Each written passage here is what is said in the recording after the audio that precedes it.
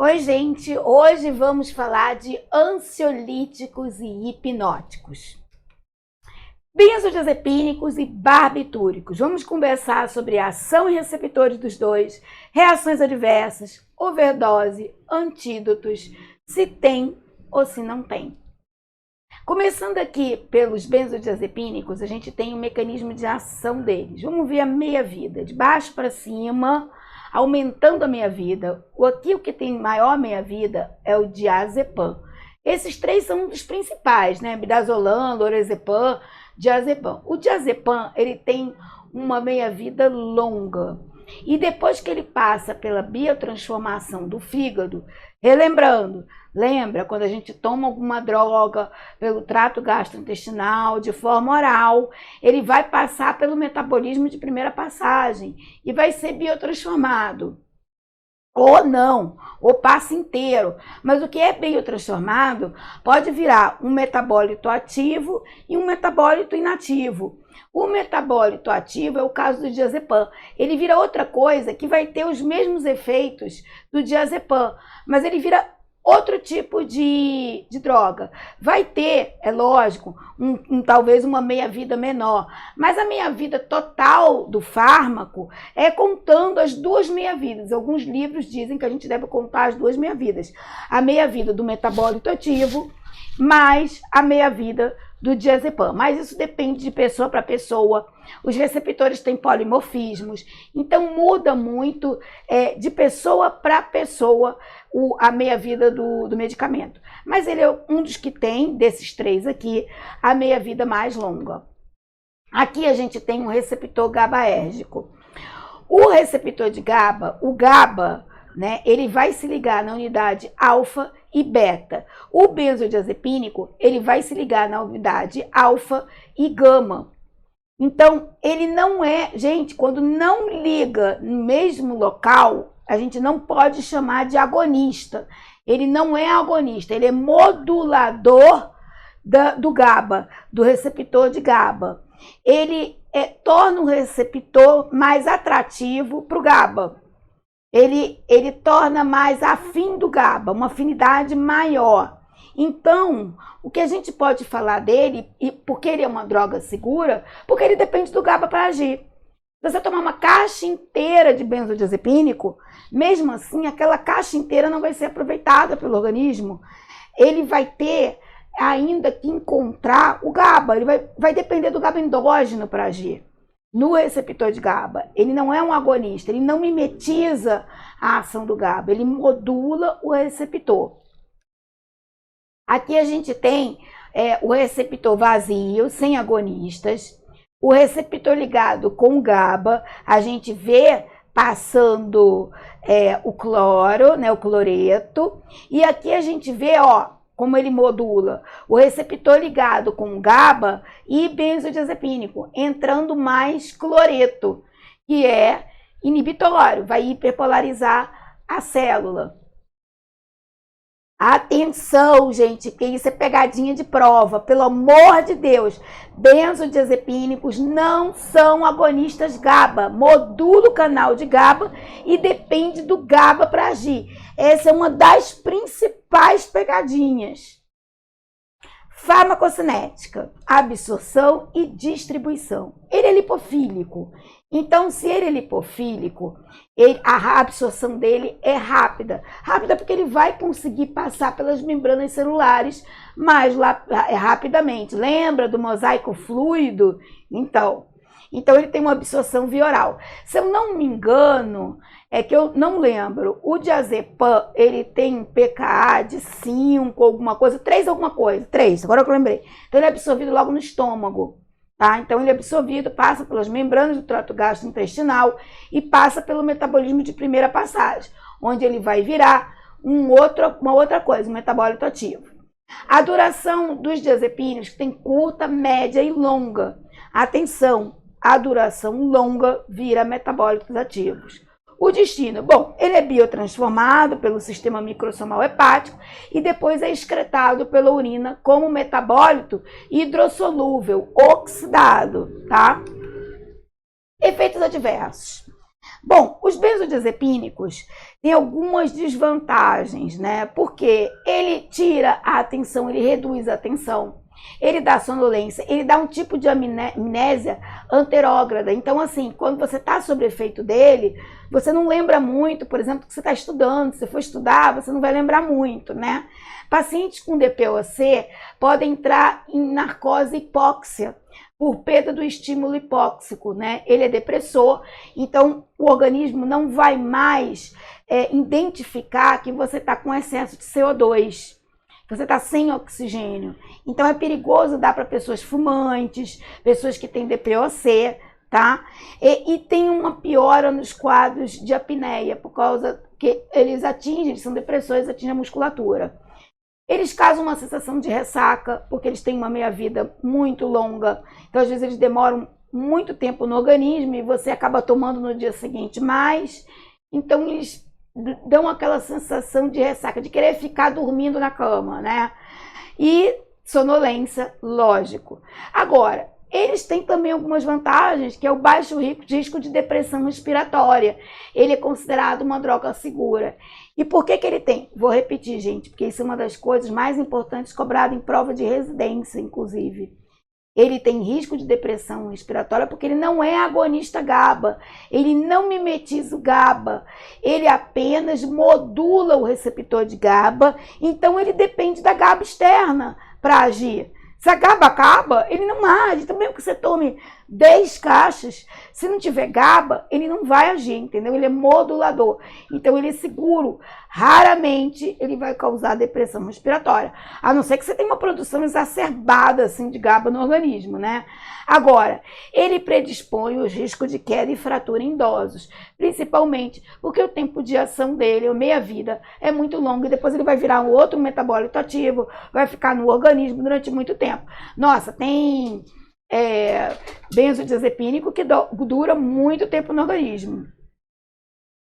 Efeito paradoxal. Gente, efeito paradoxal é o efeito contrário do que se espera. O que você espera de um benzodiazepínico? Que você fique tranquilo, ele dá agitação. Que você durma sossegado, você tem pesadelo. Que você fique assim, uma pessoa light, você vai ter paranoia. Ele dá esse efeito paradoxal em algumas pessoas. Eu, por exemplo, não posso tomar de jeito nenhum benzodiazepínico. Eu fico o demo com benzodiazepínico, eu fico agitada, eu fico nervosa, eu tenho todos esses efeitos aqui tomando benzodiazepínico. Por que isso? Porque são polimorfismos de receptores de GABA. De repente, a minha subunidade em que ele haja, gama ou a alfa, não é diferente, tem alguma diferença aí, ou ele age em alguns outros receptores no meu organismo, mas é polimorfismo. Tolerância. Isso é uma outra desvantagem que o benzodiazepínico tem. Ele tem uma tolerância, dessensibilização, downregulation dos receptores. Então você vai precisar de doses cada vez maiores para fazer o mesmo efeito. Mas atenção! O efeito de nível de atenção não se reduz, mesmo com a tolerância. Então, você vai aumentar para você ter aquele mesmo efeito calmante, mas o nível de atenção vai diminuir mais ainda. Então, esse é um dos principais problemas do benzodiazepínico. Ele diminuiu o seu nível de atenção. Você vai dirigir ou você vai dar para um idoso. Então, aquela pessoa vai entrar em intolerância, vai aumentar a dose, vai diminuir ainda mais o nível de atenção e, consequentemente, corre risco de bater com o carro, de cair no meio da rua, então ter uma síncope. Então, essas coisas podem acontecer. E tem a síndrome também de abstinência. Você sente falta do medicamento, você começa a ter os efeitos contrários do que você gostaria de ter, sem a presença da droga. O Rivotril causa muita síndrome de abstinência. Antídoto. Bom, eu falei há pouco tempo que o benzodiazepínico é difícil de causar depressão respiratória. Então, assim, ele não vai ser fatal, como um barbitúrico, eu vou explicar. E ele tem também o flumazenil, que é um antídoto de benzodiazepínico. Então você tem um antídoto, pelo menos esse produto tem um antídoto, esse fármaco tem um antídoto. É o contrário do barbitúrico. O barbitúrico não tem antídoto. Agora atenção, o flumazenil tem uma meia-vida menor do que grande parte dos benzodiazepínicos. Como o benzodiazepínico tem uma meia-vida grande, longa, pode ser que tenha que se usar mais de uma dose de flumazenil para interromper a ação do benzodiazepínico. Síndrome de abstinência. A pessoa está lá, toma Rivotril todo dia. Eu conheço amigos que tomam Rivotril. Rivotril entrou em moda, tem capinha de celular com Rivotril. Gente, Rivotril é uma das piores medicações que você pode tomar. Até hoje, na aula de neuro, a professora disse isso. É uma das piores. O Rivotril é muito ruim. Ó, a síndrome de abstinência, quando você para de tomar um diabo desse, você tem insônia, ansiedade, pesadelos, convulsões, irritabilidade, fica irritado, fica de eterno TPM. É horrível. Eu não tive síndrome de abstinência quando eu parei o Rivotril. Eu também não dava muita bola para ele, porque na época acho que eu estava fazendo pré-vestibular e eu achava que ele realmente tirava a minha concentração, tirava a minha atenção, me deixava com sono. Então, assim, eu não curtia o fármaco. Agora a gente tem o que fazer quando a pessoa tem insônia, tem que tomar um indutor do sono e não quer tomar um benzodiazepínico, até porque ele deixa uma sensação de ressaca no dia seguinte. Você acaba querendo ficar na cama dormindo, ainda mais com o tempo frio de São Paulo, não é verdade? Então, tem os tais compostos Z, que são indutores do sono modernos. Eles são indutores do sono, são hipnóticos, é diferente. Ele não é tomado para tirar ansiedade, ele é tomado como indutor do sono. Eles são novos agonistas dos receptores de benzodiazepínico, o mais famoso, o Zolpidem. Eles são Zalaplona, Zoplicona e Zolpidem. As vantagens, está aqui, eu não estou sendo paga pelo laboratório, mas está aqui o Zolpidem. As vantagens é que ele tem um início muito rápido, uma absorção muito rápida, tem uma meia-vida curtíssima, de 1 hora ou 2, se eu não me engano. Acho que eu vi isso, vocês podem procurar, mas ele tem uma vida curtíssima. Menor dependência e menor interferência no padrão do sono. Você não tem um padrão do sono anormal, você vai ter todo aquele sono até o REM. Então você não vai ter um padrão de sono normal. Vamos entrar agora nos famosos barbitúricos. O barbitúrico eu lembro da minha avó quando eu falo de barbitúrico. Sabe por quê? Marilyn, gente. Eu lembro da Marilyn. A minha avó adorava ver filme da Marilyn. Ela gostava de ver filme antigo. Então, quando eu era criança, a minha avó colocava vários filmes antigos e muitos filmes com a Marilyn. E eu ficava assim muito chateada porque ela sempre dizia que ela já morreu. E eu ficava assim, nossa, mas essa moça morreu por quê? E a minha infância inteira eu sabia que ela tinha morrido porque tomou uma caixa de remédio. E qual era esses remédios? Barbitúricos. Eles, diferentemente dos benzodiazepínicos, sim, eles podem causar depressão respiratória. Eles não têm limite, eles não dependem do GABA. Eles matam, eles são independentes do GABA. Tanto é que eles são usados em anestesia geral. Se você aumentar a dose do barbitúrico, ele vai fazer todo aquele efeito. Ele não depende do GABA. Ele vai inibir totalmente, ele vai botar cloro para dentro, cloreto para dentro da célula. Então, vamos relembrar o que eu disse sobre os benzodiazepínicos. O benzodiazepínico, ele depende do GABA. Ele não é agonista, ele é modulador do canal de GABA. Ele modula a entrada, a ligação do GABA com o receptor. Ele está ali, é uma relação a 3, gente, é um trio. É o receptor de GABA, o GABA e o benzodiazepínico. É um trio. Esse daqui não é um trio. Ele se liga com o receptor em altas doses, ele mimetiza a ação do GABA. Em baixas doses, os barbitúricos se ligam aos mesmos receptores dos benzodiazepínicos, tá? eles vão se ligar no mesmo receptor, ele vai modular o canal de GABA. Baixas doses. Se você aumentar a dose, ele vai mimetizar o GABA. Ele joga o GABA fora. Tchau, vou ficar a sós com o seu receptor. Em baixas doses, ele aceita o trio. Em altas doses, ele fica só com o receptor, mimetizando a ação do GABA. Então, ele vira um agonista. De modulador, ele pula para um agonista GABA. Então, aí ele não depende mais da quantidade de GABA que você tem no organismo. Ele vai ser infinito. E foi por isso que a Marilyn morreu. A Marilyn morreu. Porque ela tomou uma concentração muito alta, ele não modulou o canal, ele mimetizou o GABA e causou depressão respiratória e parada cardíaca, consequentemente. Ele atravessa todos os estágios. Ele vai da sedação à anestesia geral. Ele é um medicamento antigo, da época da minha avó.